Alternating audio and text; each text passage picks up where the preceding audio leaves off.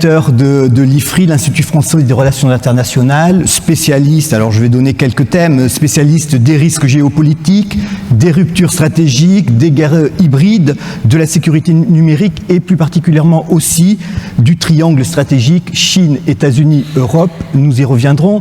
Alors, comme le disait le président du Sésame, Thomas, l'actualité nous a obligés à un peu modifier le déroulé de notre entretien. Dans la nuit de samedi à dimanche, les Américains ont bombardé 3 sites nucléaires en Iran après 10 jours de frappe israélienne. On imagine que les équilibres géostratégiques de la région vont être totalement remis en cause. Une question assez simple, mais peut-être très complexe dans la réponse, simple à poser. Quels sont maintenant les scénarios possibles dans cette région ? Oui. Vous voulez que je réponde très brièvement, j'imagine. Absolument, on a une demi-heure en tout. Voilà. Non, je pense il faut revenir un peu à la décision prise. C'est-à-dire que la surprise, en réalité, c'était un discours du président Trump qui a été réélu dans les conditions que l'on sait, avec un discours consistant à dire qu'il ne voulait plus faire la guerre. Il court après son prix Nobel de la paix. Il cherchait à obtenir un cessez-le-feu à Gaza sans succès, en Ukraine.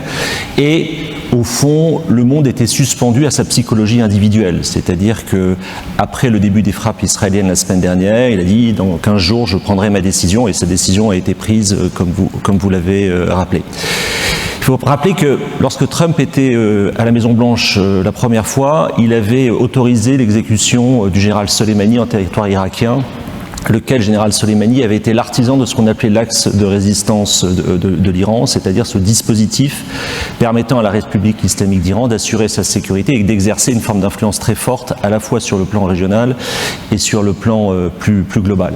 Cet axe est aujourd'hui complètement démantelé par la réaction israélienne au 7 octobre 2023, avec la férocité et les crimes de guerre à Gaza, avec la destruction du Hezbollah au Liban, avec les frappes en Syrie et également au Yémen, et désormais un 5e front pour Israël.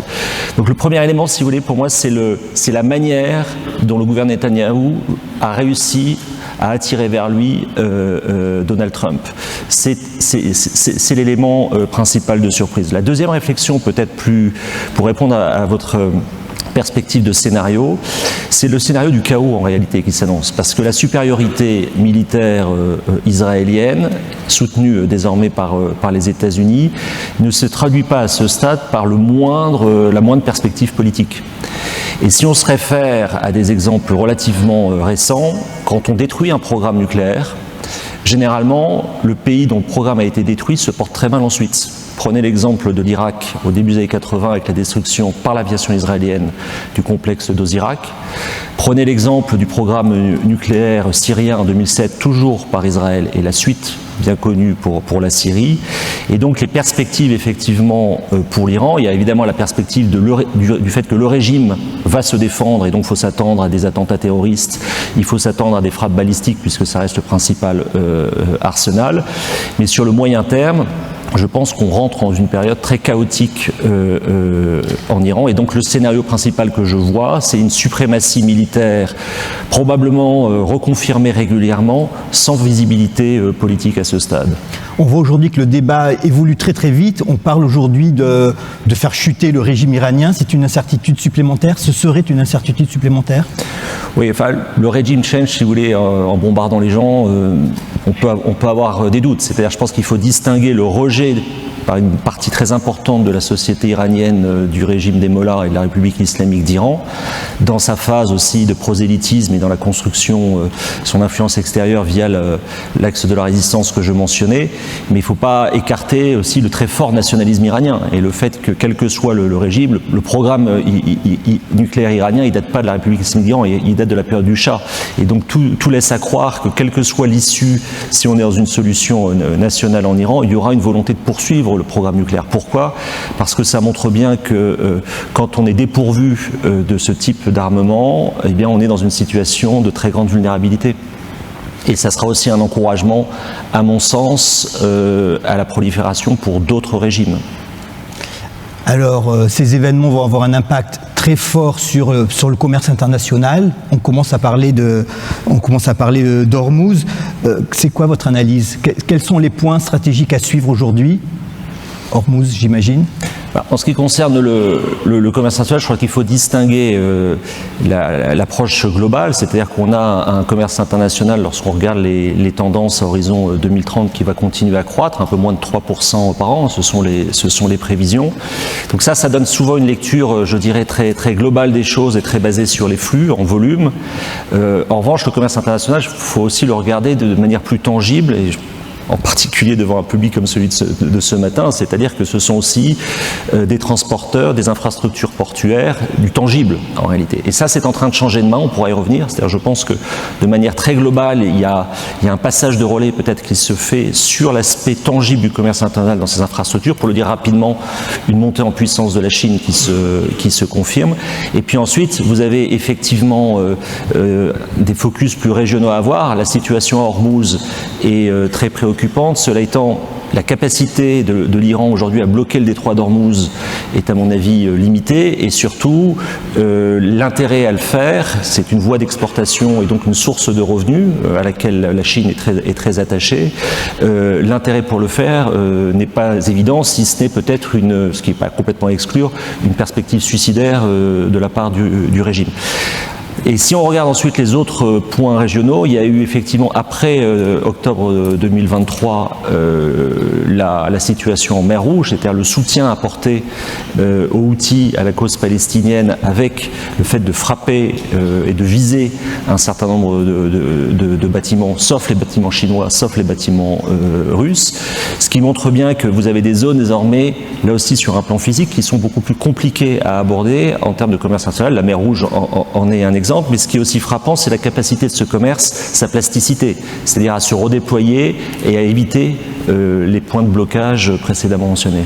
Alors quand on a préparé cet entretien avant les frappes en Iran, vous m'avez parlé d'autres points névralgiques en termes de névralgiques pour la paix logistique. Il y avait Ormuz parmi ces points-là, mais il y en avait d'autres. Est-ce que Oui, parce que ce que j'ai essayé de faire ces dernières années, c'est d'essayer de faire comprendre à un public pas averti comme celui de ce matin, mais qu'il fallait essayer d'avoir une lecture simultanée, et pour ce faire, de regarder simultanément des détroits. Donc je me suis beaucoup intéressé au détroit du Bosphore, par lequel transite une partie importante de la production céréalière mondiale avant 2022, toujours aujourd'hui produite en Russie et en Ukraine. Je me suis intéressé à Ormuz, parce que par Ormuz, vous l'avez rappelé Rémi, transite une bonne partie du gaz et du pétrole produit par les pays du Golfe Persique. Je me suis intéressé aussi à Taïwan, parce que c'est la principale artère désormais du commerce international, et c'est aussi par là que la production étant localisée dans cette région, le plus grand nombre de puces électroniques qui sont absolument essentielles désormais aux appareils productifs. Il y a d'autres points à regarder. Malacca, par exemple, est un endroit évidemment décisif, puisque c'est la charnière entre l'océan Indien et l'océan Pacifique, et qu'on voit par exemple à Malacca qu'on a une Indonésie qui n'est pas encore une puissance navale et une puissance maritime, qu'on sent une influence de la marine indienne, par exemple, très forte désormais sur Malacca, ce qui pose pour la Chine le problème fondamental du fameux dilemme de Malacca, qui avait été formulé par Ho Jintao en 2003, en fait la perspective d'un éventuel blocage précisément du détroit de Malacca et ses conséquences sur les approvisionnements et les exportations de la Chine. Donc là, en conclusion, c'est très important à mon avis d'encourager les décideurs à identifier un certain nombre de détroits, de choke points, et de voir à la fois leur capacité à drainer des flux qualifiés, à les maintenir, et également à voir comment ces flux peuvent être perturbés par des décisions de nature politique. Alors si on en vient à parler de ce que les anglo-saxons appellent le sea power, on a commencé avec Donald Trump depuis janvier et son investiture. Vous m'avez expliqué que finalement, chose nouvelle, les États-Unis étaient une sorte de matrice d'incertitude. Est-ce que ce qui s'est passé en Iran change un peu? Parce que finalement, Trump menaçait beaucoup, là, il a agi. Ou est-ce qu'on est toujours dans cette situation où les États-Unis, paradoxalement, c'est la plus grosse des incertitudes sur les échanges internationaux, entre autres? C'est très clair que les États-Unis de Donald Trump sont devenus la matrice principale de l'incertitude. En miroir, la Chine semble beaucoup plus prévisible. La deuxième chose qui est, à mon avis, qu'il faut souligner, c'est que le problème que nous avons, nous, Européens, avec ce qui se passe en Iran, c'est que nous lisons les choses à travers deux prismes. Le prisme de 2003 et l'opposition franco-germano-russe à l'intervention anglo-américaine en Irak. Depuis, au nom du droit international et pour des raisons importantes, depuis lors, la France a participé aux opérations en Libye en 2011 avec les conséquences que l'on sait. La Russie a annexé la Crimée et se livre à ce que l'on sait également en Ukraine. Et quant à l'Allemagne, elle a formulé les choses dans la bouche du chancelier Merz, selon lequel Israël faisait le sale boulot pour les Occidentaux en Iran. Et je pense que ça reste en fait dans nos positions diplomatiques trop important pour analyser précisément la rupture introduite par Donald Trump. Pour le dire autrement, je pense que les Européens sont, pour des raisons très compréhensibles et à soutenir d'ailleurs, très attachés au droit international, alors que ce qui est en train de se passer, c'est probablement une volonté de Donald Trump, encore une fois encouragée par Benjamin Netanyahu, de faire ce qui n'a pas été fait en 2003, c'est-à-dire de remodeler par la force la carte du Moyen-Orient, en laissant les Européens dans une situation très périphérique. Alors si on élargit le spectre, qui aujourd'hui détient le pouvoir maritime et le pouvoir naval, qui est différent? Peut-être qu'il faut parler des deux. Alors, j'avais pas répondu effectivement Sea Power. Alors ça, c'est une réflexion beaucoup plus, une perspective beaucoup plus large. C'est-à-dire que la notion de Sea Power, elle a été élaborée aux États-Unis par l'amiral Mahan, qui a été très lu en Chine. C'est l'idée selon laquelle, au fond, vous ne pouvez pas avoir un développement du commerce international qui ne soit pas sécurisé par une marine de guerre. Et donc, il y a différentes phases de Sea Power. La phase des Britanniques, le passage de relais dans l'entre-deux-guerres entre la marine britannique et la marine américaine, qui correspond d'ailleurs, c'est un point très important par rapport à ce qui se passe aussi au passage de relais entre la livre sterling comme monnaie de référence et le dollar. Et aujourd'hui, la grande question, c'est est-ce que la Chine est en train de réussir son basculement thalassocratique, c'est-à-dire le fait qu'elle veut appuyer le développement du commerce international qui passe par la maritimisation, les containers, par le développement d'une marine de haute guerre. D'autres acteurs, comme l'Inde aussi, sont dans cette perspective. Et je crois que le Sea Power, il faut bien comprendre que la logique de convoi, c'est-à-dire de sécurisation des flux, qui jusqu'à présent était d'une certaine manière assurée à l'échelle globale par l'US Navy, cette suprématie est remise en cause avec un phénomène que les Européens, à mon avis, devraient regarder de très près, c'est la manière, notamment en Chine, dont les marines de guerre et les marines marchandes sont en train de fusionner. Ce qui n'est pas le cas évidemment en Europe, mais ce qu'on observe de la part de la Chine, c'est à la fois une montée en capacité de sa marine de guerre, mais également de ses gardes-côtes, de ses éléments de pêche, et surtout avec des signaux, c'est pas le seul pays à le faire, mais c'est le pays qui est probablement allé le plus loin, je dirais, d'emboîtement des marines de guerre et des marines marchandes. Parce qu'en fait, le Sea Power, ça repose avant tout évidemment sur des capacités navales et maritimes, de construction, c'est quelque chose d'extrêmement complexe, d'assurance, etc. Mais ça repose surtout sur un vivier humain. Et c'est probablement ça qu'il faut regarder de plus près, c'est-à-dire est-ce que les Européens conservent ce vivier humain pour à la fois armer des marines de guerre et des marines marchandes. La Chine peut avoir ce pouvoir, est-ce qu'elle le veut? Est-ce qu'elle veut exercer ce pouvoir maritime? C'est une question, c'est pas évident de répondre de manière définitive. Sur le basculement thalassocratique, c'est très clair. Et la volonté de la Chine affirmée, c'est de transformer d'abord la mer de Chine en lac chinois, et ensuite de pouvoir sécuriser son commerce par un système de points d'appui, et également dans les 10 premiers principaux ports mondiaux en termes de volume de conteneurs, vous avez 7 ports chinois, et ce qui est frappant, c'est la manière dont la Chine aussi prend des participations dans un grand nombre de ports en dehors de Chine, en particulier en Méditerranée. Et donc il y a très clairement une volonté de réussir ce basculement thalassocratique parce que la Chine a complètement compris le fait qu'elle doit exporter ses surcapacités et que la voie maritime reste la voie privilégiée pour ce faire. Maintenant la réponse est plus nuancée sur est-ce que la Chine veut se substituer aux États-Unis comme ils l'ont fait, je dirais, dans la période post-45 jusqu'à, on va dire, 2008, d'assurer au fond d'être l'hégémon et d'assurer par leur suprématie navale le commerce international. Ça, c'est pas sûr. C'est-à-dire qu'en fait, on est peut-être rentré dans une logique plus de régionalisation ou, à minima, dans une logique où un petit nombre d'acteurs seront capables par eux-mêmes de sécuriser leur flux maritime.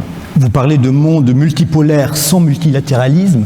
Comment l'Europe arrive à s'intégrer là-dedans? On a l'impression qu'elle a un discours de puissance, mais pas forcément les actes qui vont avec. C'est quoi la position des Européens là-dedans? La position des Européens, si vous voulez, elle est très inconfortable dans la mesure où l'Europe s'est construite non pas sur une logique de puissance, mais sur une logique de marché. Et qu'en même temps, cette logique de marché a été rendue possible par la garantie de sécurité américaine qui a créé une situation historique inédite où les pays européens, depuis on va dire, le début des années 50, ne se font plus la guerre entre eux, à quelques exceptions près, comme l'ex-Yougoslavie. Enfin, pour les pays appartenant aux mêmes structures, ne se font plus la guerre. Donc c'est une prouesse. C'est une réussite. Mais de manière concomitante, les Européens ont fait ça en désarmant.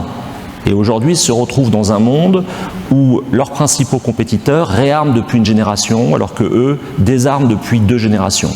Et donc se retrouvent face au dilemme suivant, c'est comment continuer à promouvoir le droit international qui garantit les échanges. La grande différence entre les États-Unis et l'Europe, c'est que les États-Unis peuvent faire un choix autarcique d'une certaine manière, parce qu'ils ont des ressources, ils sont désormais autonomes sur le plan énergétique. Ça ne sera jamais le cas des Européens, qui ne peuvent avoir qu'un système ouvert, d'où l'importance d'ailleurs des compagnies maritimes européennes.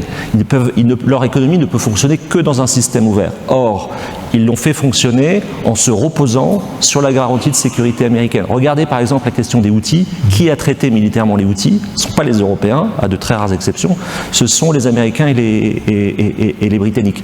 Et donc effectivement, pour les Européens, arrive le moment où la dialectique entre le droit et la force est en train de se poser de manière cruelle. Alors je pose la même question que celle pour la Chine, mais inversée, c'est que l'Europe veut rester un pouvoir, veut être un acteur maritime important. Est-ce qu'elle le peut encore? Elle le peut très certainement, parce qu'elle dispose d'atouts très forts en ce domaine. Et c'est pas devant cette salle que je vais prendre le risque de dire le contraire, d'autant que je le crois très sincèrement. Elle dispose d'abord de marines marchandes très performante, parmi les premières du monde, de tout un écosystème. Et ensuite, sur l'aspect naval, ça c'est la vraie question. C'est-à-dire, est-ce que les pays européens sont capables et désireux de maintenir un certain niveau naval qui leur permette notamment de contrôler ou de maîtriser la Méditerranée, de continuer très présent dans l'Atlantique Nord et dans l'Atlantique Sud, éventuellement d'être aussi capable de projeter un certain nombre de forces dans l'Indo-Pacifique. Ça, c'est une question de volonté politique et ensuite d'allocation des ressources. Et donc là-dessus, la réponse, c'est une réponse, je dirais, nuancée, parce qu'il y a un certain nombre de signaux de cette volonté, avec une tradition navale et maritime très forte, une culture aussi très forte en la matière, comme dans un pays comme la France. Au Royaume-Uni, on a lancé à l'IFRI en 2023 la conférence navale de Paris, justement pour essayer d'incarner cela plus directement. Après, il y a des choix d'allocation budgétaire très contraints, et avec évidemment des marines qui en taille restent très performantes sur le plan technologique et sur le plan humain, mais qui en taille effectivement réduisent par rapport à la marine chinoise. Vous parliez de régionalisation. On assiste à une recomposition du commerce international, c'est une évidence ou...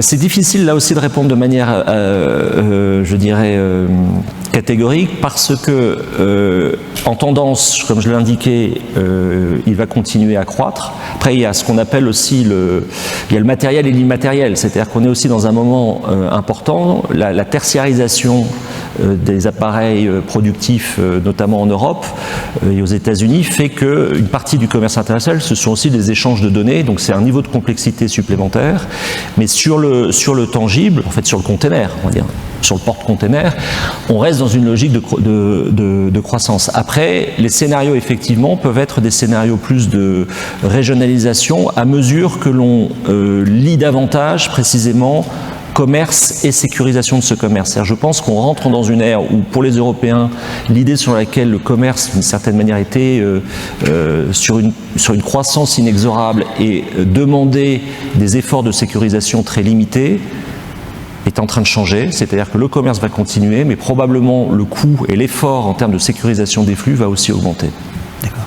Alors Thomas, je crois que c'était au forum de Davos, on a interrogé les entreprises sur les principaux risques pour cette année 2025, et c'est le risque géopolitique qui est arrivé en tête devant la cybersécurité, devant le risque climatique. Alors bien sûr, il suffit de voir l'actualité pour comprendre pourquoi, pour les entreprises, ce risque a des implications opérationnelles très concrètes. Ce risque géopolitique abordé aujourd'hui par les entreprises, vous voulez mettre un peu en garde les entreprises sur la manière de l'aborder? Oui, c'est pas forcément une mise en garde, c'est plutôt de souligner l'évolution, parce qu'il se trouve qu'en 2016, j'avais écrit un long papier qui s'appelait « Le retour du risque géopolitique, la déformation du triangle États-Unis, Russie, Chine », qui avait été préfacé par Patrick Pouyanné, le président directeur général de Total. Et j'avais reçu en fait un accueil très poli des entreprises qui n'avaient pas du tout envie de parler de risque géopolitique, pour dire les choses de manière abrupte. Alors ça dépend des secteurs, ce que je dis là mériterait d'être nuancé, mais fondamentalement la réaction était une réaction consistant à dire ça se mesure pas, donc ça n'existe pas. Bon, 9 ans plus tard, je suis complètement pris à revers, c'est-à-dire que vous mentionniez les travaux du World Economic Forum, il y a un nombre comme ça d'index qui font apparaître le risque géopolitique comme une préoccupation majeure des dirigeants. Et donc on a fait un travail récent, effectivement, qui a consisté, qui a lieu en 2 temps. Dans le premier temps, j'avais fait un travail en partenariat avec le ministère des Armées qui avait consisté à lire toute la production du National Intelligence Council sur les Global Trends, c'est-à-dire comment les tendances globales sont construites et ensuite utilisées par le monde corporate, pour faire simple.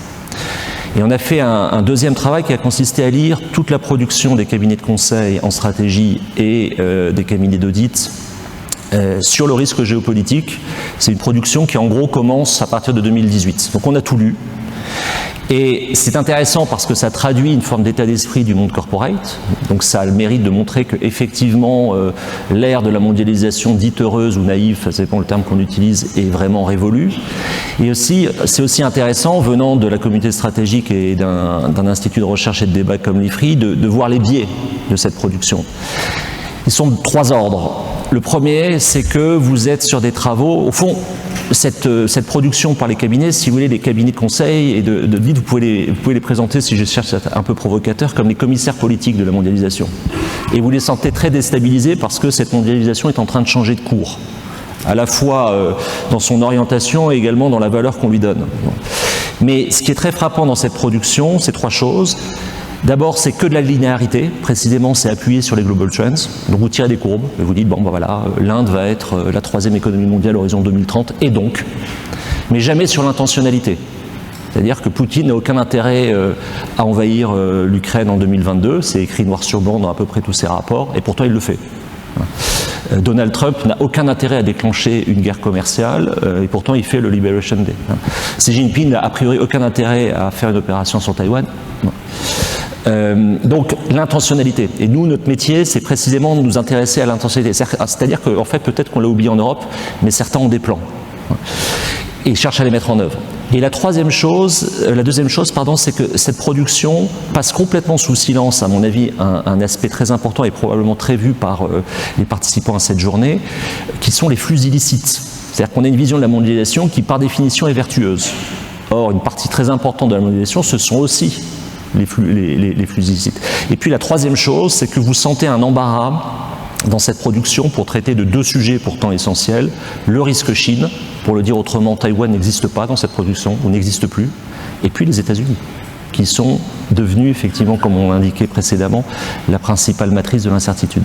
Et donc la mondialisation demain sera très très différente de ce qu'elle est aujourd'hui. Il ne faut surtout pas se dire que malgré les événements récents, il y a des interruptions, mais elle reprendra son cours comme d'habitude. Je pense qu'il y a 2 choses difficiles pour des dirigeants. C'est effectivement alors qu'on sort d'une période où les dirigeants d'entreprise avaient d'une certaine manière le primat de la mondialisation.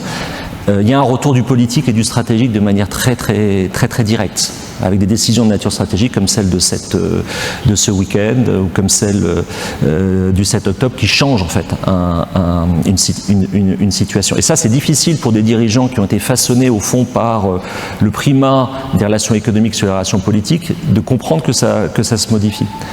Et puis la deuxième chose difficile aussi, c'est que en fait pour des dirigeants, je pense qu'il y a une capacité à traverser les crises et à se dire qu'entre 2 crises, c'est une sorte de retour à la normale.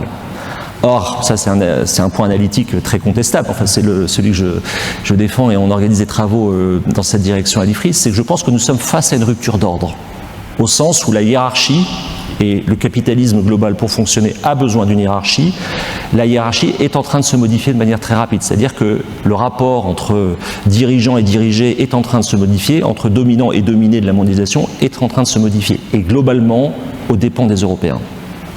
Il faut institutionnaliser une présence du risque géopolitique dans les conseils d'administration, les COMEX. Il faut créer un Chief Geopolitics Officer ou il ne faut pas exagérer? Bon, ça, c'est les genres de recommandations précisément que font les cabinets de conseil parce que ça leur permet de vendre leur mission pour expliquer ce qu'il faut faire.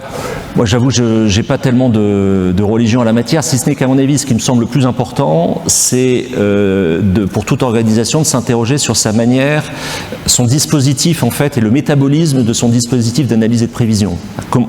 Est-ce que c'est organisé déjà? Ensuite, comment c'est organisé? Et ensuite, la manière dont ça remonte aux dirigeants et permet la prise de décision. Ça, je dois dire, j'ai pas d'avis tranché, si ce n'est que j'observe des groupes extrêmement bien organisés et des groupes pour lesquels c'est fait de manière très artisanale. L'évaluation géopolitique aujourd'hui est aussi précise, il y a un facteur humain, est aussi précise que l'évaluation qu'on peut avoir sur le risque cyber ou sur le risque climatique? Non. Où il y a une part d'incertitude bien différente et beaucoup plus grande? À mon avis, c'est très illusoire de chercher à modéliser le risque géopolitique. Alors, on va dans cette direction néanmoins. Hein. La BCE a donné des instructions en ce genre, donc on va probablement avoir des batteries d'indicateurs comme pour l'ESG en fait. C'est une forme de nouvelle ESG peut-être qui se dessine. Et je pense que c'est très difficile. Donc il va y avoir probablement une évolution en ce sens, là aussi avec des acteurs qui proposeront des solutions. Mais en fait, en réalité, le vrai sujet, c'est une question de comment on forme les dirigeants au jugement. Et ça, il n'y a pas de réponse univoque. C'est-à-dire que, à mon sens, ça relève de la responsabilité ultime du ou des dirigeants d'être capables de construire leur propre jugement sur une situation internationale en fonction des intérêts de leur groupe et de la géographie de leur groupe. Donc, je pense qu'il y a un travail très important à faire de manière assez systématique de reprendre des géographies de groupe et de les interroger. De les tamiser au fond en fonction des risques existants et de ceux que l'on peut voir apparaître, et puis aussi de voir ça comme des formes d'opportunités, parce qu'évidemment il y a des marchés qui peuvent s'ouvrir à la faveur de risques géopolitiques qui contraignent le concurrent, etc. Enfin, il y a une multitude de cas de figure envisageables. Alors il nous reste 4 minutes, vous n'allez pas couper à cet exercice un peu difficile quand même. Pour finir, c'est quoi les grandes tendances et les zones de turbulence qu'on peut prévoir pour l'année ou pour les années à venir? Alors c'est l'Europe. Voilà. C'est pas forcément évident à dire comme ça, parce que, mais pour moi c'est ce sur quoi en fait nous sommes aujourd'hui en déficit de risque géopolitique, c'est l'Europe. Je pense que on a fait beaucoup, hein, la généalogie du risque géopolitique. Avant c'était le risque politique, donc les économies avancées avaient inventé ces notions au début des années 70-80 pour apprécier des dettes souveraines notamment. Et aujourd'hui, les Européens disposent d'un certain nombre d'outils, mais répugnent, peut-être pour éviter la prophétie autoréalisatrice, mais à se les appliquer. Or, l'Europe est à mon avis aujourd'hui contrainte par différents éléments. D'abord, la guerre d'Ukraine qui a commencé en 2014 et pas en 2022 aboutit à une situation dans laquelle l'Europe au sens large, Russie incluse, a perdu son principal avantage comparatif sur la scène internationale qui était sa stabilité stratégique. Et ça s'est perdu pour au moins une génération. Deuxièmement, nous avons une situation au sein de l'Europe avec des disparités fortes en termes économiques et un déséquilibre franco-allemand qui n'a cessé de s'accentuer sur une génération et qui fait que ce qui était le moteur jadis est un moteur qui patine en grande partie. C'est vrai même avec le nouveau chancelier ? On va voir, enfin, il y a effectivement des signaux qui corrigent ce que je viens de dire, mais en structure quand même, on a fondamentalement une Allemagne qui s'est enrichie et une France qui s'est appauvrie sur la dernière génération. Et donc la dynamique que ça peut créer n'est pas la même, a fortiori dans une Europe à 27 que dans une Europe à 15. Troisième élément, c'est que vous avez des échéances électorales qui montrent que vous pouvez imaginer une Union européenne sans... je sais pas s'il y a je veux pas que ce que je vais dire soit pris en mauvaise part, c'est des gens, des amis hongrois dans la salle, mais vous pouvez imaginer une situation où vous avez plusieurs Orban en Europe, et donc c'est plus du tout la même Orban, la même Europe, pas le même Orban aussi, dans son mode de fonctionnement. Donc moi j'insisterai sur l'Europe. Deux, évidemment, le point important pour l'Europe, c'est de ne pas être dans une logique est-ce que c'est le front Est ou est-ce que c'est le front Sud, ce qui est un peu un des écueils de toute réflexion stratégique. Nous sommes en train d'aboutir sur la mise à jour de la revue nationale stratégique qui doit être mise à jour, qui avait été demandé par le président de la République lors de ses vœux aux armées. Donc il y a tout un travail en cours qui va être rendu public par le SGDSN. Et je pense que ce qui sera intéressant, c'est de voir s'il y a une sorte de mise en balance du flanc Est et du flanc Sud. Moi, je pense qu'il faut au contraire essayer de penser l'enchevêtrement, à la fois en termes de sécurité et dur, comme les événements de ce week-end vont nous obliger à le penser, mais aussi sur des sujets, je dirais, moins durs, mais tout aussi importants, comme la problématique migratoire, comme les problématiques environnementales. Donc cette articulation flanc sud, flanc est me semble tout à fait décisive. Et puis il y a un autre sujet qui est assez peu traité, mais qui, là, c'est plus un sujet de moyen terme. En réalité, l'axe de rotation, un des axes de rotation de la mondialisation, ça a été l'axe transatlantique, historiquement et toujours aujourd'hui. C'est l'axe sino-européen. Donc, quelle évolution pour cette relation entre l'Europe et la Chine, où on a une Chine qui soutient la Russie en Ukraine, mais qui en même temps ne souhaite pas le démantèlement de l'Union européenne comme la Russie peut le souhaiter. Et puis il y a un axe qu'on ne voit pas, mais qui à mon avis devient décisif, c'est l'axe entre l'Inde et la Chine. C'est-à-dire qu'on a là les deux pays au monde les plus peuplés, un pays massivement excédentaire sur le plan commercial et un pays largement déficitaire, l'Inde, sur le plan commercial, un pays âgé, la Chine, et un pays qui a son dividende démographique à utiliser dans la génération qui vient. Et donc, ce qui se passe entre l'Inde et la Chine est, à mon avis, à suivre extrêmement attentivement pour précisément essayer d'anticiper au mieux le changement de cours de la mondialisation que je mentionnais. Si vous aviez en 30 secondes, parce qu'on arrive à la fin de cet entretien, un conseil ou un point à tout prix à suivre aux personnes de l'assistance, ça serait quoi ? De prendre un bon assureur. Je pense que c'est le conseil le plus naturel qu'on peut donner devant cette assemblée. Au-delà de la plaisanterie, il y a quelque chose de très sérieux. C'est que, en réalité, pour les groupes européens, il y a désormais une réflexion à avoir sur où est-ce que c'est probablement très particulier dans le cadre de votre secteur d'activité, mais dans d'autres secteurs d'activité, il y a des questions assez fondamentales à se poser en disant où est-ce que je suis le plus exposé. Est-ce que fondamentalement c'est dans une zone, on va dire, sous influence États-Unis ou dans une zone sous influence Chine? Et si je veux être exposé dans les deux, comment je m'organise? Merci beaucoup, merci Thomas Gomard, merci. C'est à vous. Merci. Ça va?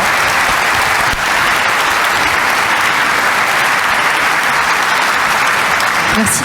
Merci beaucoup à tous les deux. On se retrouve.